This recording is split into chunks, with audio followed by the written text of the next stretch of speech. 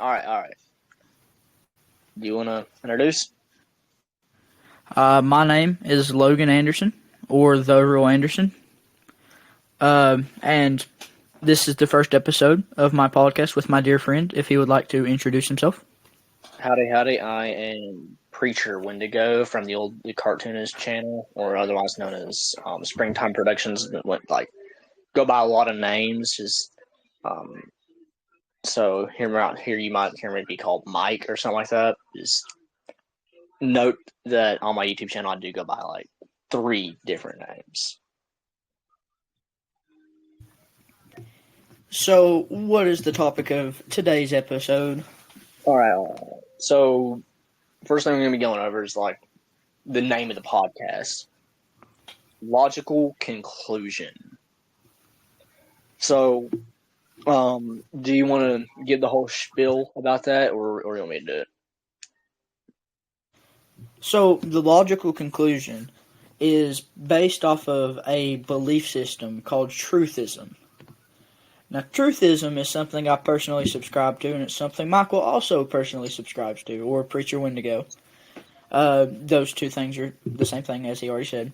Truthism is simply put, in the bare bones, is that in anything there is a truth. Do you have anything else to add to that, Michael?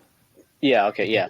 So, obviously, because we're going to have snarky people in the comments or, like, people replying, just note that opinions are not included in that. Like you cannot apply the philosophy of truthism to is blue better than red.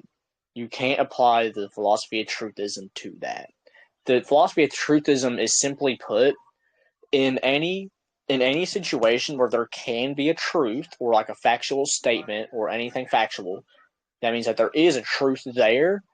And if 2 things contradict each other, only one can be true. There can only be one truth of a particular matter or disagreement. Like there's always a truth. Of course, there's going to be multiple perspectives on what said truth is, but like the whole point of truthism is that there is a singular truth to any topic, obviously with the exemption of opinion topics, and that we have to find out what that truth is and acknowledge that it is the truth, whether or not it agrees with our preconceived notions or our personal beliefs or biases and opinions. Of course, truthism doesn't say throw away all your personal beliefs and biases and just follow whatever the truth is. Of course, that's not what we're saying. We're saying that like no matter what the situation is, if there's a fact that can be displayed, or if there is a truth, then you should acknowledge that thing is true.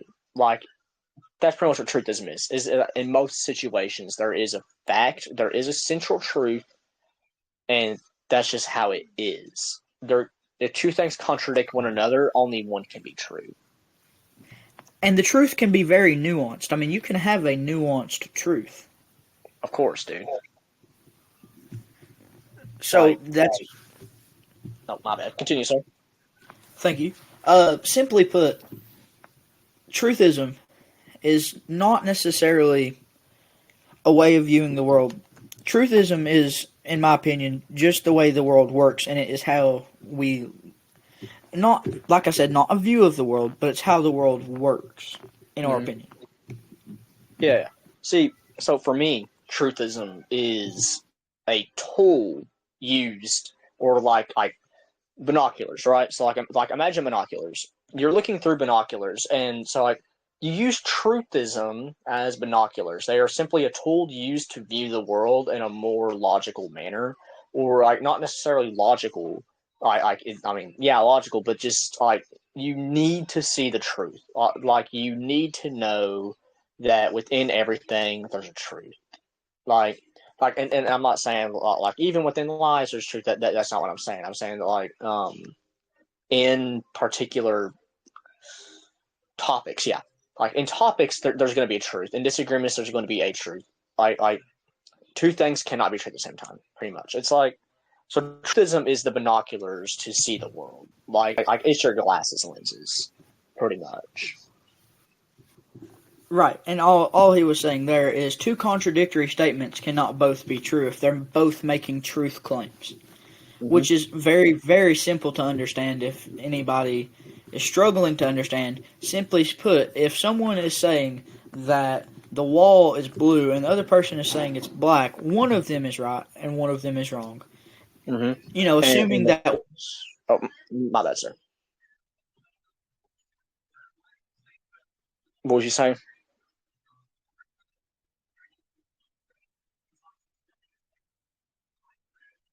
Okay, so his connection is pretty bad right now, so I'm gonna just continue yapping till his connection catches up. One of the.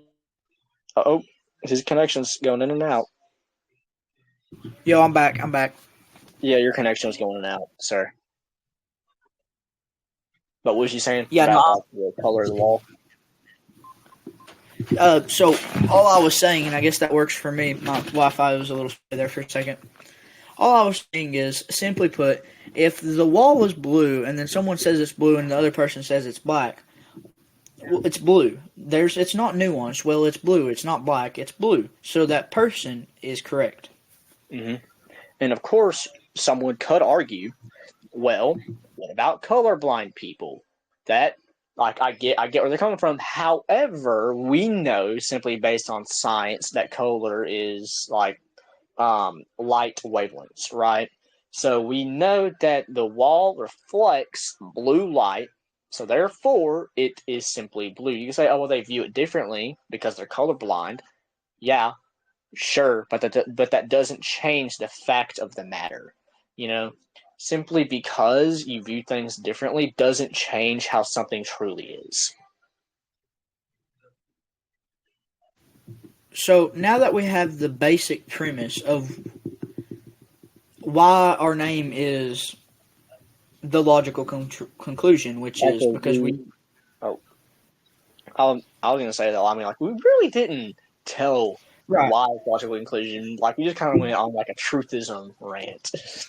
Right, which is why I'm telling us why it's the logical conclusion. The logical conclusion is named, the podcast is named The Logical Conclusion because we try to base each of our statements using truthism, and we use systems of thinking that we have came to from truthism, which is all very logical. So we draw conclusions not on opinion, but on what the objective truth is.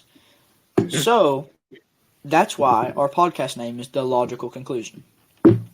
Yeah. See, not only that, but you see, like just okay. So I really didn't want to get into religion in the first episode. However, since we're both preachers, it's kind of inevitable. So the way we actually came up with truthism is because we were both discussing how we both came to the realization that Christianity is the truth. Of course, we both did grow up in Christian households. Of course, we were both exposed to Christianity from a young age. But we both came to a point in our lives where we need to evaluate this. We need to see whether or not this is actually true. And we did. And the process we used, we now dub as truthism. We simply looked at it through an objective point of view, and we looked at the facts, all right, and we just said, well, look, Christianity states that it is the one true religion. We state that our God is the one true God. We state that Jesus Christ did, in fact, die on the cross, so our sins could be forgiven. So if we have faith in Him, we'll go to heaven. That's what Christianity states. Of course, they say multiple other things, but we said, all right, so that's what it states. Multiple other religions also claim to be the one true religion. Multiple other gods claim to be the one true God. And Islam states that Jesus Christ did not even die on the cross. So what is it? There has to be a single truth. So we looked And into it. Oh, my bad, sir. What was you saying? yeah, and even before that, we had to, and we didn't actually come together and have a conversation about this is how we need to view the world. We just so happened to have the basics and the broad elements separately, and then when we came together and we met each other, as we've grew older, we have developed our view of the world through this system, and we Mhm. just recently dubbed it Truthism. Yeah. And we use this not to get to which type of religion, not only that, which we did, but even to see if there was a religion that like what I'm saying is atheism was on the table, and we use truthism with our logical and rational minds to even get to is there a God, and then from there did he get involved with humans, and then from what Michael was saying, that's how we came both separately to the conclusion of Christianity. Even though yes, we were both raised in a Christian home, I can personally attest, not a state.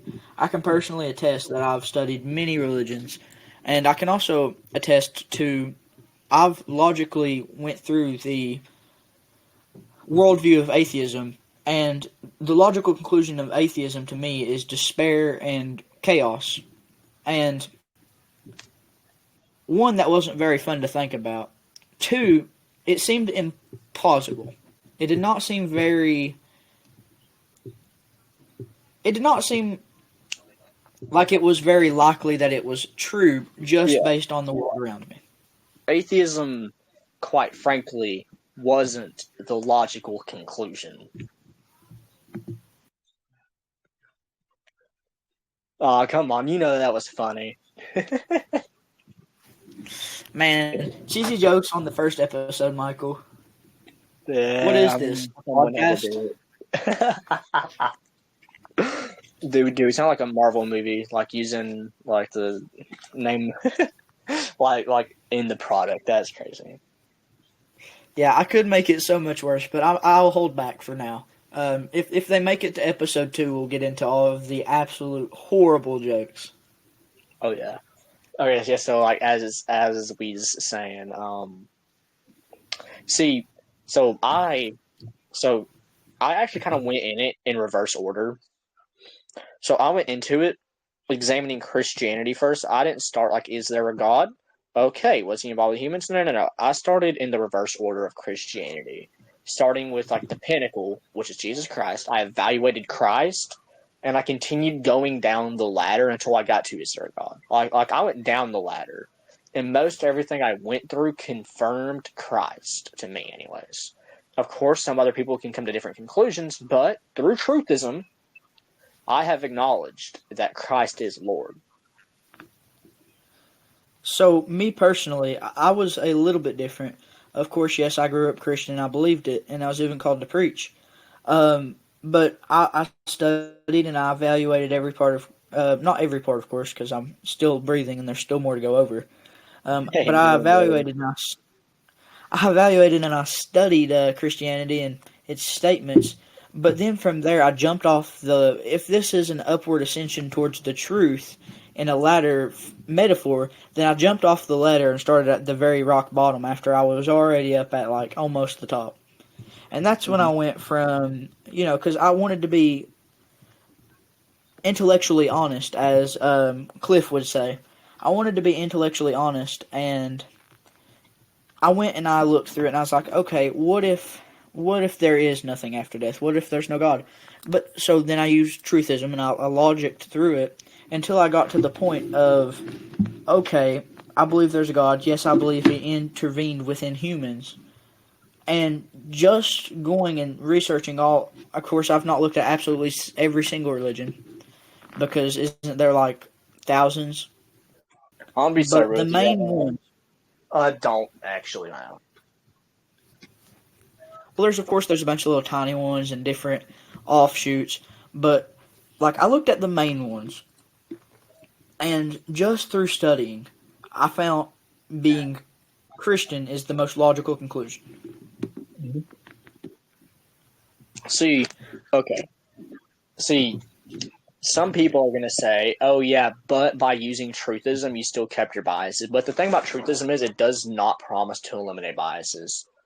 And you might be thinking, well, that's like the whole point, isn't it? Well, no. See, because I believe that everyone is entitled to their opinions and their biases. And so, and like, you see, a bunch of people use bias as like a bad buzzword. It's like, oh, bias is automatically bad. No, bias is not automatically bad.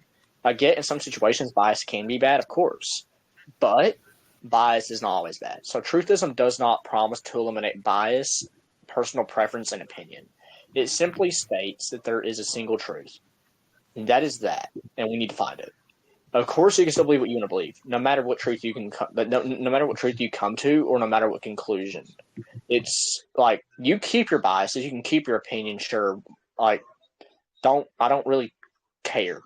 Truthism doesn't promise to get rid of biases. It doesn't promise to get rid of opinions nor personal beliefs. It simply says that there is a single truth, and we wish to find that truth, and so therefore we did, and that was that. That pretty much sums up truthism and how we used it to get to Christianity. Yeah. I'm sure, like, for me, where I jumped off the ladder, it was a very, very harsh transition. But, like, for me personally, when I was going through it, I was absolutely in despair when I was at the "is there a God" part, because, like I said, the logical conclusion of atheism is despair and chaos. But when I was going through the process of figuring out if there was a God or not, and if he intervened within humans, I was not the happiest guy. I was definitely more reserved, and it didn't take long for me to logic through it, and I've logicked through it many times. I mean, this is not a one-time process, because as we get older, we gain more knowledge. But the most recent time, I did it within about a week. I logicked the first part through truthism, and that's how I came to the conclusion. And one of the main parts of truthism is when you're starting through the process of deciding something through truthism, is to set into your heart and your mind, no matter if I don't like the answer, I'm going to find the answer. Yeah. You might See, you might not like the answer at all, but you've got to accept that the truth is the truth. yeah. See, I know beyond a shadow of a doubt that there's probably going to be an atheist commenting right now, typing and saying, "Well, Logan, um, exactly. You might not like the truth, but there isn't a God. And you just simply did not want to admit that, and so therefore you just came to the conclusion that there was a God because you were scared of there not being one." That's not what's being said. I know someone's thinking that, but that's not what's being said. What's being said here is that it was so illogical to think that there is not a God, and that first of all, if there was not a God, the only conclusion to that would be despair and anarchy and chaos, quite frankly. And it was so illogical that he had to come to the conclusion that there was a God. And Which a simple analogy, which is, yes, I completely agree with what you're saying, and that was definitely my point. And a simple analogy that I would like to share. I got this from a veteran who had worked in an active war area. I was talking to him about God, and he told me something that stuck with me for just about my whole life. He said, and I quote, "I've seen bombs, I've seen explosions. Order does not come from an explosion." And that's the end of the quote, pretty much. And to exacerbate on what he was saying, chaos and disorder does not make order. The design of the universe and even our complex system of life, I mean, the variables of life are like so tiny, off by 1 or 2% in something like gravity, we're all dead. mm-hmm. The order, and you could say, yeah, that's all chance, but I mean, I personally, I go out in nature. There's absolutely no way that chaos and, of course, he was getting at the Big Bang theory, which is, simply put, all of the matter of the universe was condensed into one point and then it exploded out. Where did that matter come from? They don't know. But an explosion does not create order. And that was his point. That was all his point. And the quote I like to take from that is, "I've seen explosions. Disorder does not create order." Mm-hmm. And that's how I came to the conclusion of there has to be a God. And So, I was oh, watching something the other day that was like, yeah, I don't care. And it was a scientist who didn't believe in God. I don't believe. He was like, yeah, I don't care about people asking, well, what happened before the Big Bang? As long as they're okay with me asking, well, what came before God?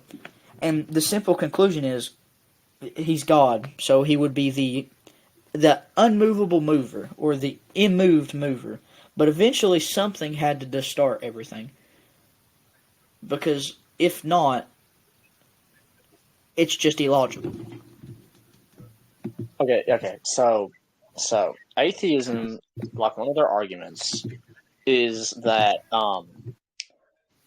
every unexplainable thing by science, like everything that has been unexplained by science, has been explained by theism. It's um, like back when we didn't have a lot of scientific concepts, everyone pointed everything to God, God of the gaps. aliens. Yeah. God of the gaps, and they're going to use that argument here and state, well, Logan, Michael, the thing is, God of the gaps. Y'all don't know what happened before the Big Bang, so you automatically point to God because we don't know. Like I get the argument, I do. Like that's pretty logically sound. I'll give them that. But we do have to acknowledge that everything made has a maker, right? Like that's just how things work, you know. You don't look at a house and say, wow, the trees just so happen to grow in that way, and those chemicals just so happen to fly upon a pot and just so happen to be knocked over by the wind and the paint on the house, and wow, those wires just magically formed there after millions of years. You don't look at a house and say, wow, that's a true beauty of nature. You say, man, there must have been a construction team behind that. Yeah, exactly.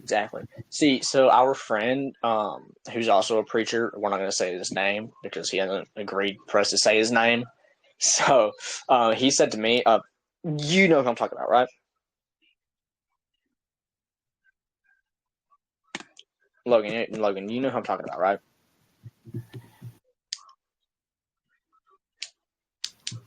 Yes, yes, we're good. Yeah, sorry, Okay, I had yeah. to unmute my mic. Okay. Well, yeah. So I heard him evangelizing to someone one day, and he said, and so they were talking about like the Big Bang and how just stuff just came from nowhere, and he said to them, he said, "Where'd you get that T-shirt?" And he said, "Walmart." He said, "Where'd they get the T-shirt?" He said, "I don't know, a factory." He said, "Okay." So someone or something in that factory made that T-shirt, right? He said, "Yeah." He said, "Okay." Now he said, "Okay." Now look around you. And he said, "What?" And the preacher was like, "Well, everything around you came from somewhere, right?" I said, "Yeah, even you, right?" He said, "Yeah." I said, "My point is, everything came from somewhere, just like the universe. The universe is everything. Like it came from somewhere. You can't just say that it just came out of nowhere, like the Big Bang. Like then where did that come from? Like, so like they've acknowledged that stuff has to have a creator, simply as is, you know.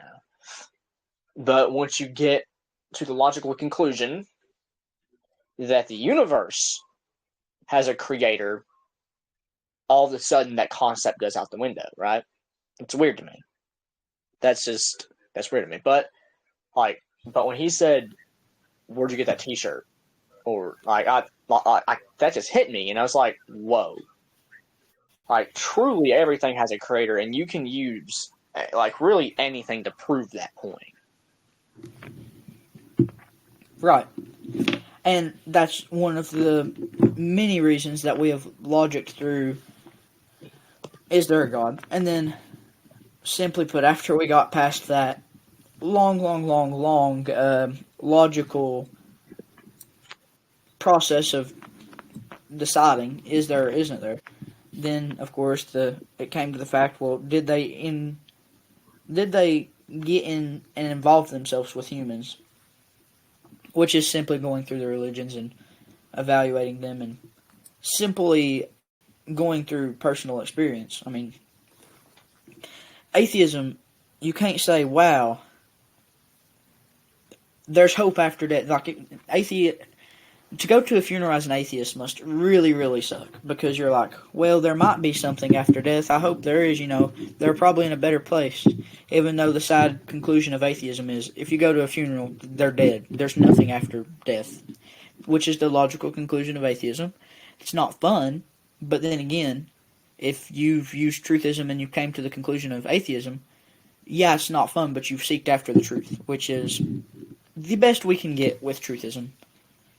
See, and so like, look, I will not respect an atheist who is simply atheist because they dislike a certain religion. I can't respect that. But what I can respect is an atheist like Neil deGrasse Tyson or someone like that who has used truthism or a formula similar to truthism to come to the logical conclusion of atheism. Do not get me wrong. Using truthism, you can get to atheism. But using truthism, you can also get to Christianity. And using truthism Is not. Truthism isn't a logical system to think through just to get to a certain religion or to believe in God. Truthism is simply put going through the logical process of deciding something. Pretty much, because yeah. Right. See, while we, Logan, will of course encourage you and try to convince you that Christianity is true, and while we would love if you converted, but the thing is, using truthism, you can get to atheism. We're not going to say that you can't get to atheism using truthism because atheism's false. Of course, we both believe atheism is false, but using truthism, you can eventually reach atheism. But we didn't. Yeah, but we didn't. We reached Christianity. And of course you're going to say, well, it's because you already Christian. Sure, you can argue that. Like, I'll give them that. But that's simply not what happened. Like, that's a good assumption. However, that is not what happened. Without any prior knowledge of us, you could say that, absolutely. Yeah, but knowing Logan as I know him, I know beyond a shadow of a doubt he is not a Christian today simply because his mother brought him to church. He's a Christian today because he used truthism and he used his logical mind that God gave him to find God, Simply put, we just put a name to it because truthism is something you can use parts of. You've not really. People have went their whole lives, and yes, they've had to use truthism once in their life. But the reason we call it truthism is because when there is a decision that has to be made or a conclusion that has to be made, we use this. We use this system just to get to it. And I just went ahead and Googled it. Truthism definition, which we just kind of assigned a name to this belief. But dictionary-wise, from Wikitarian or whatever it's called, truthism is said as a belief in the importance of truth and objective facts. That's the definition, yes, and I completely agree with that definition. All we're doing is tacking on a system towards it. Yeah. But a belief in the importance of truth and objective facts is absolutely what truthism is. We just add a system to get to that conclusion. Yeah, see, so there's another philosophy out there that says everything is objectively true in its own right when it comes to religion and God. I cannot get behind that, and I cannot respect that. They argue that every religion is true in its own right because it is simply its own perspective on God. That makes no sense to me, especially using the truthism model. Well, at least, so I'm gonna call this the logical conclusion truthism model because, like a little bit of a separation between truthism and then, like, the definition of truthism, like our truthism and the truthism that Logan pulled up, is that we believe in one finite truth two things that contradict cannot both be true. The definition he pulled up doesn't necessarily state that, and implies that, but we are outright saying that. Like we are stating, if something contradicts another thing, both cannot be true. And again, I don't want to be that guy. However, Islam and Christianity contradict one another. Everyone can agree to that. So therefore, only one of them can be true.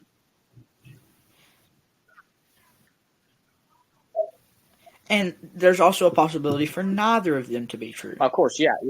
Simply put, two things that both claim to be true that contradict each other cannot both be true.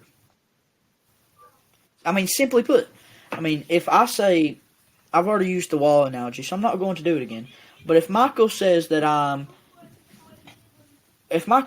wearing a blue shirt and I say I'm wearing a red shirt, and we're both stating that to be a fact, well, he can't be right and I can't be right at the same time. And I'm talking about just blue, just red. Mm-hmm. Yeah, one of us is going to be right, one of us is not. If I'm wearing a plain blue shirt and I say I'm wearing a red shirt, I'm wrong. Mm-hmm. If Michael says I'm wearing a blue shirt, he's right. But since we both made a truth claim, since one of us is right, one of us has to be wrong. Now again, if neither of us say the right color, then no one's right. The thing about truthism is you have to have the right answer through into your lot of answers, which is why we try to go through the main answers to the conclusions. See, okay, so the thing about truthism is when using truthism, neither of us even really, I don't really know about Logan, but just from talking to him, I could kind of logically figure this out. That neither of us really delved deep into agnosticism, really, because using truthism, you propose with two options: either there is or is not a God. You cannot be proposed with either there is a God, there is not a God, or there is or isn't a God. You can't continue going down agnosticism. It's a constant branch. It's either there is or isn't. So we just glanced over agnosticism. It's they're confused about whether or not there is or there isn't a God. They're like, there may or may not be one. Oh well. Using truthism, you cannot reach that logical point. That is using truthism, a logical conclusion is not agnostic. Yeah, no,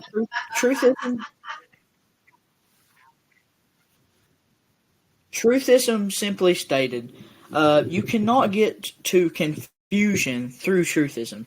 Truthism is not confusion, it's conclusion, which I like the little rhyme there. Truthism is not confusion, it's conclusion. But, agnosticism, simply put, there may or may not be a God. I'm not sure, That's not one of the conclusions of truthism. That is one of the. It's what? I said it's simply not a conclusion. They're stuck on the decision-making process, and they refuse to pick a side. And don't get me wrong, I'm not the type of guy to say, "Oh, you better pick a side." I'm not going to say that. Everyone's entitled to their own beliefs. However, agnosticism is not a conclusion. They're stuck on the first or last step. Mm-hmm. Because if they say yes, well then there's more steps. So they're stuck on the first step there. If they say no, well then they're stuck on the last step, which is atheism. Which, this is just simply put a system that everybody will have to use, and everybody might get a slightly different answer. And we've talked about for truthism for quite a while, and the practical conclusion, how it led us both to Christianity, for the first 30 minutes of this podcast. And we can just go until we ain't got anything else to say, I guess. But would you like to, Michael, if you want to, or we can cut it off here, whichever one. Would you like to go into being called into preaching, or? Oh, actually, yeah. Okay. So, well, first of all, I wasn't really prepared for that, but awesome. Let's go into it. Okay, so being called to preach. So what are you asking here? It's are you are you? See, You know what? Here, I'll just tell my story. That's honestly gonna be the best way to do it. See, before I announced my calling to Yeah, preach, yeah. I mean, I just want to let the audience get to know us a little bit better. oh yeah, yeah, 100%. So before I announced my calling to preach, which by the way I announced it at my church, I got up there. So I discussed with my pastor. I was like, "Hey, listen, I've been called to preach. Would you mind if I gave a sermon?" He said, "Yeah." I got there. I announced my calling to preach, and then I got my sermon. That was my official announcing. But before I announced my calling to preach, I was being called to preach for like well over a couple years at that point. But like I would just continue running from it, and like it got to the point where like I would be sitting there because like I had this mattress laying in my room that I would sit on, use as like a miniature couch kind of. And I would sit there and I would read my Bible, and as I was reading my Bible, I was in Matthew, and and the Lord just kind of I don't want to say backhanded me with a sermon, but like He made it very prominent. Well, like I was reading, and then all of a sudden, the sermon came to mind, and I'm sure Logan can attest that that just happens sometimes. And the Lord gave me a sermon. I'm like, whoa, what was that? And that was when it was truly made obvious to me that, yeah, I was called to preach. I was like, Lord, what's going on here? I prayed over it, and I was like, yeah, I know I'm called to preach. I continued investigating because, of course, I feared being a false teacher. And I know beyond a shadow of a doubt, everyone who's been called to preach has had that small doubt in the back of their mind when they're first called. Should I not do this? Because if I'm truly being called, I don't want to be like Jonah and just say no and then something bad happened to me. However, if I'm not being called, I do not want to say that I am and become a false teacher. And I was in that dilemma. And I was like, Lord, I need a whole bunch more signs because I'm kind of stupid. Can you help me out? And so about like maybe a month or so later, like throughout that month, like the Lord was hammering it into my head that I had been called to preach, and I'd better do something about it. And so Logan knows how my church is. Like it's not very like lively and active. And but the thing is, as I was sitting there in those pews, like I felt the Holy Spirit on me, but not in like that like joyful jumping up and down way. It was in that boy get up and say something. You're being called like you were called to preach. You're a preacher. Um, you have several sermons that I've given you. Why are you not preaching right now? Why have you not announced this? Do something. And the pastor was like during the Bible study at the time was going on about like the apostles being called and how like when the prophets were called and what happened to them when they didn't accept their calling and how they accepted their callings and stuff like that. And I was really confused on why he was going on about that. Well, I knew deep down inside that the Lord was truly telling me that I was called to preach, but my carnal mind was like, no, no, nah. And so I got home, prayed about it a whole lot more, and I finally accepted that I was called to preach and that I was a preacher. And I was like, all right, well. And then I talked with the other preacher friend. Again, we don't have his permission to say his name, so we're not gonna put it out there yet until he gives us permission. But I talked with him about it since he was already called to preach at that point. He's been called to preach for 2 years. I mean, like, do keep in mind before this, I've already talked to him about being called to preach several times. Like I've hinted at it, but I never really directly told him until that point. I think it was on a Monday or a Wednesday because it was a physical training day, and I was talking to him in our AP history class. Yeah, and I was like, "Hey man, look, I've been called to preach for a while, and I've just now accepted my calling. Can you help me out?" And he was really ecstatic, and he helped me out a whole bunch. And I'm sure he's helped you out too, Logan. But the thing is, so the point is here that being called to preach, it took me years to realize it. It took me months to like finally accept it. And when I finally did accept it, there's just a weight lifted off my chest. I was like, all right, I've finally done it. Like I'm here, I'm doing what the Lord wanted me to do, and the Lord like He just kept sending me on like I don't want to say missions, but missions pretty much um so like I just kept doing things for the Lord, just kept evangelizing. The Lord just point people out to me and say, hey, go talk to that guy right now. I'm like, I don't feel like it, and then something would happen. I'm like, oh no, and the Lord would point me to someone else, say, hey, go talk to that person right now. I'd say, yes, sir. I go talk to them, and then there's something going on in their life that's like really bad, and then I'll lead them to the Lord, and then everything's okay. Like, and of course, I'm not going to say that just simply going that being saved makes your life a-okay. No, that's not how it works. But what I'm saying here is that going to the Lord definitely does help, especially in the world today. So, that's pretty much my being called to preach testimony.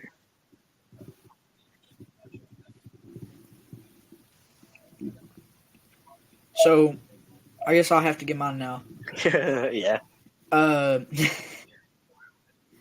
Mine is not as ours is whilst they're similar and they kind of overlap. They happen very differently. I had a lot of peace with mine. Simply put, I knew when God called me to preach. It was at a youth meeting, at a youth camp for church, where we'd go to church every day, like 3 times a day. And I knew it 100% because, when you get peace about something, you've got peace about it.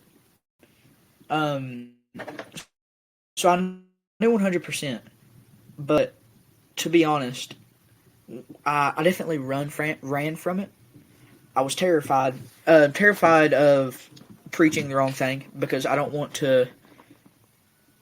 I mean, the word of God is not to be taken lightly. So if I say something wrong, that's spreading misinformation about God. That's some heavy subject material. So of course I was really, really worried about that, and I was like, well, I'm not apt to do this. I'm not ready for it. And I ran from it for quite a while. But simply put, God runs faster than anybody. No matter how fast you run from God, He can still run faster. And then God had put on my heart to witness to someone, and I was praying, and I was like, God, I'll do it after fall break. I'll do it after fall break. Well, ends up that boy that I was feeling, I felt that I needed to go witness to him. I was like, I'll do it after, fall break. I'll just do it after fall break. I'm not going to do it right now. Well, he killed himself over fall break, and that sent me into not in the right groups, none of that stuff. And then summer came around, and I got cleaned up a whole lot more, And I went back and I was like, I've been called to preach. And I was working through all of that when my good old buddy Michael, that I hadn't talked to in like a year at that point, had came up to me and he was like, yo, I got called to preach. And I was like, that's crazy. Me too. And from there, he definitely helped me. Much like how the person who helped him. I had accepted it, but I, at that point, was terrified of not doing the right thing and kind of like stricken with fear after a major failure. But his absolute enthusiasm towards it, I was like, wow, he really did get called to preach, and I did too, and it was roughly around the same time. That's wild. So he definitely helped me learn what that was all about. So, like it or not, he's a big part of my getting called to preach testimony, and I can't really talk about it without bringing that up because that was a major factor. Heck, one of the things that he's a part of and the other person's a part of, which is like they preach at school before school starts, was how I got started preaching. and I was terrified of public speaking.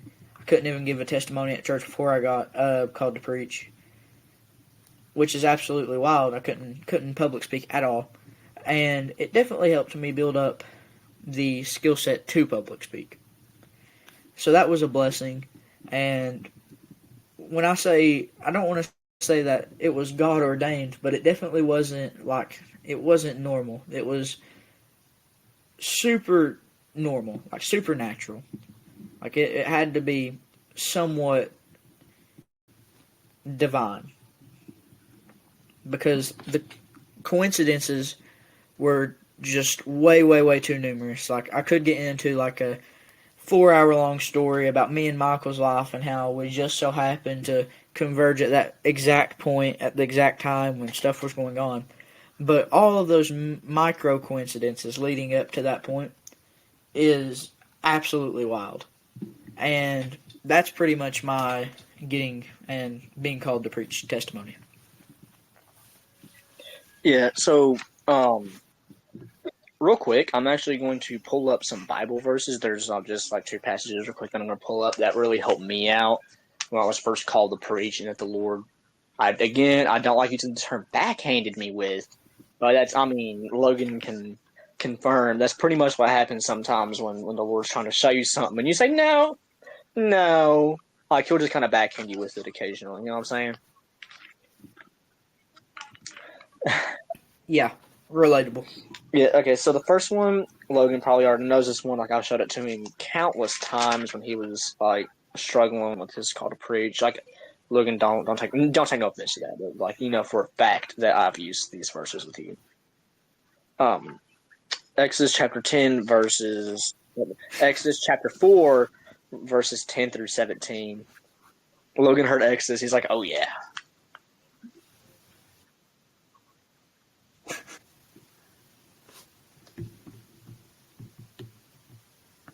Okay, well, you're muted. Yeah, I was muted there for a minute. I'm so sorry. I was reading, but okay. So before I even start reading, I'm using the King James version of the Bible, by the way.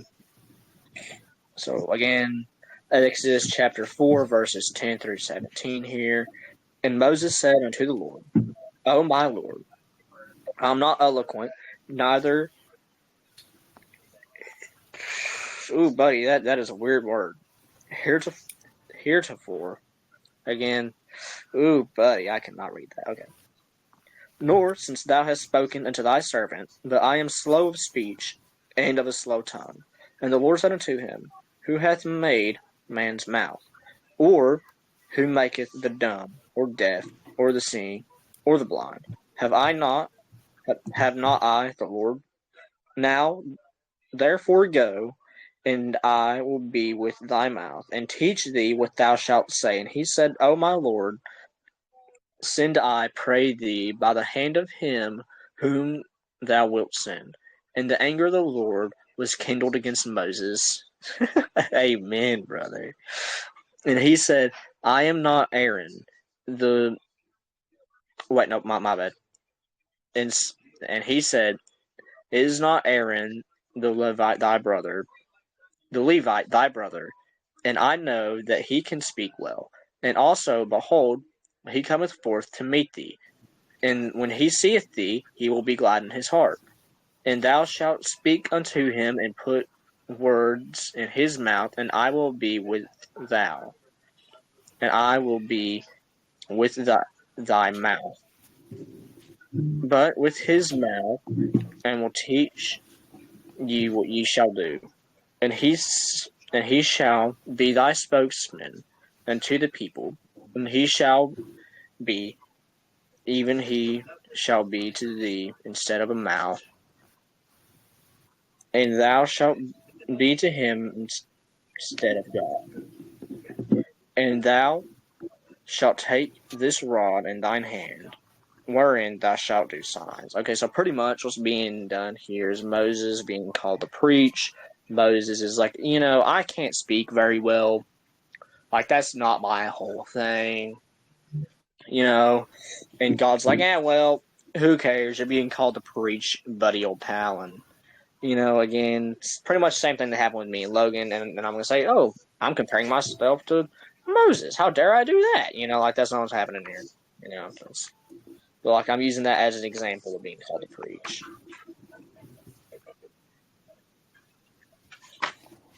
Yeah, and that verse works really good. If and talking about the converting someone to Christ part, James 5:20 would be a good one. Just right here is, let him know that he which converteth the sinner from the error of his way shall save a soul from death and shall hide a multitude of sins. Mm-hmm. And that's just, there's tons of verses. I don't actually have my Bible with me. That's just one of my wall verses. One of the verses I have sticked to my wall from a sticky note. There's many, many, many verses. And yeah, the whole death thing. A Christian doesn't need to worry about life after death if they're saved. And if they do start flipping out, just go read 1 Corinthians 15:55 through 58. You'll feel better, I promise. But yeah, if God goes and tells you to do something and goes and tells you to witness, you better go do it. You've not got all of the time in the world to do that, and I can speak from experience when I say that. Because no one's ever promised another day, and I know that's pretty heavy, but it's just the truth. Yeah. Um, I found another passage here real quick about being called. If you don't want me reading it. you're good. All right. So it says here in Jeremiah chapter 1, verses 4 through 9. It says, and the word of the Lord came unto me, saying, before I formed thee in the belly I knew thee, and before thou camest forth out of the womb I sanctified thee, and I ordained thee a prophet unto the nations. Then said I, Lord God, behold, I cannot speak, for I am a child. But the Lord said unto me, say not, I am a child, for thou shalt go to all that I shall send thee, and whatsoever I command thee thou shalt speak. Be not afraid of their faces, for I am with thee to deliver thee, saith the Lord. Then the Lord put forth his hand and touched my mouth, and the Lord said unto me, behold, I put my words in thy mouth. So pretty much, again, what's being said here, so it's like Jeremiah is being called to be a prophet, be a preacher, whatever you want to call it, and so he's like, Lord, I can't do this, I'm a child, and so I mean, I forgot to witness, I forgot to mention this in my testimony, but like that's pretty much almost a conversation I had with God. I was like, Lord, first of all, I'm not very good at public speaking. I was like Moses. I was like, no, I can't do that. Second of all, and I was like, Jeremiah, like I'm a child. I am young. And the Lord said, okay, who cares? I know you. I made you. Like I made you for this purpose. To do it. Pretty much. It's like it's really that simple. It's like the Lord made us. He knew what we could do. He knew our capabilities, and so He called us to do that. And also, like that was like reading that was really helpful for me at the time, being called to preach. And later on, as I was being a preacher, as Logan knows, I've got a bunch of criticism for being a young preacher. Like I was called at the young age, I think of 14. Actually, was it 14 or was it 15? I think at the time it was. I think at the time you had got.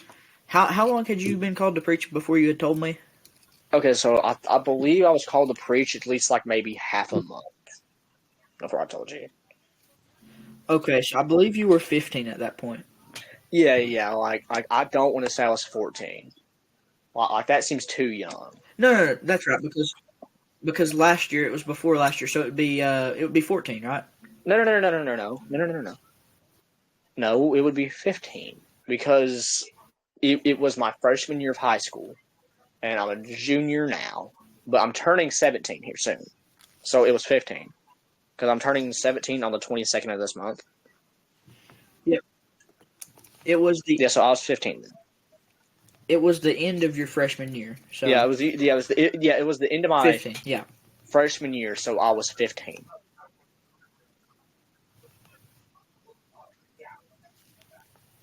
that's right. Yeah, That's right. but yeah, so again, still technically a child, and Logan knows this. I have gotten a whole lot of criticism from people. I'm not going to say names. I'm not going to say who. Heck, I'm not even going to say their position or if they had one. But the thing is, I've gotten criticism from people about me being young and being a preacher, and some people they don't like that, and I'm sure Logan can testify that that's happened to him too sometimes. So yeah, like that really helped me out a lot because like I was called again at a young age, and like reading that verse was like it was crazy. I was like, nice, you know, like it felt as if the Lord put that in there for me Which was because like absolutely convenient when so he went and studied all of that stuff, and he found that in the Bible and stuff, which was super convenient because he of course went and was like, "Yo, look what I found." I was like, "Oh, that's cool." Didn't think a thing about it, and then when someone was like, "Oh, yeah, I don't believe in young preachers," I'm like, "Okay, where in the Bible does it say mm, that?" And they couldn't answer, and I was like, "It actually says the opposite of that in some places." Um, and I didn't have to study for that at all because it was all Michael. yeah, and it's like see like the thing is so we like honestly like I don't want to sound like stuck up here, but me and Logan would not be where we are as preachers without the other, honestly. And and I'm not trying to say, oh, Logan, you better credit me with how far you got. I'm saying like I have to credit Logan with how far I've got because if it wasn't for Logan, I wouldn't have the good studies that I have. And and I'm not gonna like um scoff at just the help that I've given Logan because I've helped out Logan some too. So like if it wasn't for each other, honestly, we wouldn't be here. And like, do Logan, do we want to get into like all of the like weird coinky dinks, you know, that the Lord's put us in, Well, or we or don't would that have be a to little bit get too personal? we don't have to get one into all of we don't have to get into all of them, seeing as we're now at the 49-minute mark. But a quick synopsis is, and also just on what Michael said, I absolutely would not have accepted my call to preach if Michael wouldn't have been there that day. So that's just one little quinky dink. Uh, and the place that I was at, I wouldn't have been there if 100 other coinky dinks hadn't happened that I don't have time to get into. But the basic rundown is, um, I met him at a very young age from another coinky dink, and we lost touch, and then we got into touch and become friends again instantly. Then kind of lost touch just ever so slightly again. A little coinky dink just so happened to place us in some of the same groups, and a million other things happened pretty much. Just so we had the ability to, not to mention the closeness of our homes, so we can, didn't know that until literally this year. So now, I mean, I can just, if I needed to, I could just like drop by and be like, yo, I'm at your house. I mean, Did the amount of times where he's like, I a know where million, a you million, a million. live. I would never say that in public. Yeah, Uh, in public. only in private. No, I'm just kidding. Um, but in all seriousness, it's when he says and when I say a million different coinkydinks, they're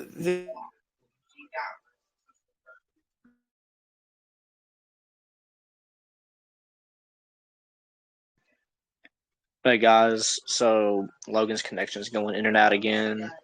So in the meantime, I just kind of sit back, relax, and wait for Logan to quit they're having a probably. bad internet connection. I'm back, About time. yo. Yeah. Yep. So where was I? Where could y'all last We hear? were talking about like you could go into the million different coinky dinks. Yeah, but we would be here a whole nother hour or two, and we're already at the 50-minute mark. And I don't think for the first episode we're going to go over an hour. We might go a little over an hour, might go under. I'm just going to see how the rest of this one shakes out. Yeah, so on my screen it says an Really hour depends on. and 8 seconds. So Okay. yeah, Well, we're not. so Mine doesn't account for the tests that we did. oh okay, well never mind then. So well, you want to just call it to an end now, or Well, yeah, we should probably wrap it up. Simply enough. Thanks for listening. Thanks for getting to know us. I have no idea when this will come out. Hopefully tonight. I mean, I can. Not going to edit this whatsoever. I might slap a little like voice box over our names, but I might not even do that. I'm hoping I can get this to where it's much more streamlined. A yeah, podcast doesn't you usually should involve too much editing. you should definitely put like elevator music in, like when your connection goes out. Do do do do do do. Which, I can't tell. A few seconds before you say anything, I just don't realize that it's going in and out. So, um, every time you would say that, I'd have to like reset my stuff so that it would like tune back in. Yeah, so like, wait, so like, do you hear me giving the commentary when your connection goes out? Yeah, no, I can hear everything. I can hear everything. You're just really, really laggy, and when I know that you go really, really laggy, it's usually on my end. Uh, for whatever reason, I guess it's because I'm hosting it or something, and Mm-hmm. the Wi-Fi, you know how it is.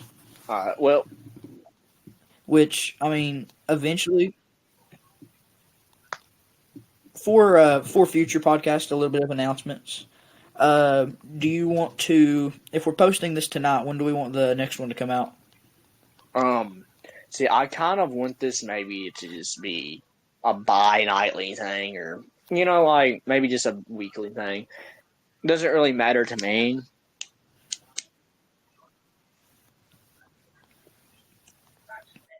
I'm honestly good whenever. So we'll make an announcement a few hours before the next one comes up. I'll put that on, or whoever will put that on, like the community section. But if that's all, you have anything else to add, Michael? Not really, but do make sure that y'all use the logical conclusion, truthism method when you are making decisions. Yeah, a little self plug there. I mean, it's not really self plug if it's in our channel, so. I guess so. A little self promotion there. Um, but Well, in all reality, thanks for watching. If y'all enjoyed, just like put a like. The more likes we have, the more people we know actually enjoyed the episode. We do appreciate y'all listening this long. I absolutely understand if y'all want to just throw this in the background when you're cleaning, or when you're honestly, working, or when the you're doing probably schoolwork. What? honestly, that's probably what I'm gonna do once this is published. Yeah, I mean, the goal of this is, yeah, if someone's actually listening, that's great. They're hopefully going to get some good information. But I personally listen. Most of the podcasts I listen to are absolutely just in the background while I'm working. Mm-hmm. All right, so that's pretty much the end of the podcast. I hope y'all have a great day. Use the truthism method. God bless y'all. And oh, hey, by the way, real quick, if y'all disagree with anything that we've said in this podcast, do make sure that you tell us in the comments down below. Like, we want active discussions about what we said, because if we said anything stupid or wrong, tell us. Who knows? We might actually change our mind on something if Yeah, it's logical. yeah. Because like we're the logical conclusion. Like if it's more logical than what we've said, And if we can use a truthism method to prove it, we're going to look into it. And as a matter of fact, like we might publish videos where we're just like going over comments. Yeah, that'd be great. If we get enough comments on this one, that might actually be the next episode, depending on how many comments we get. If we don't get enough for that, then we'll probably just go on about some other random topic. Most of these topics that we've decided so far that we've got in the woodworks have literally just been stuff we've talked about casually. Yeah. I guess that's a little peek behind the curtain. Well, but if that's all, yeah, that's all for me. Yeah. Well, thank y'all for watching. Have a great night and God bless. Adios.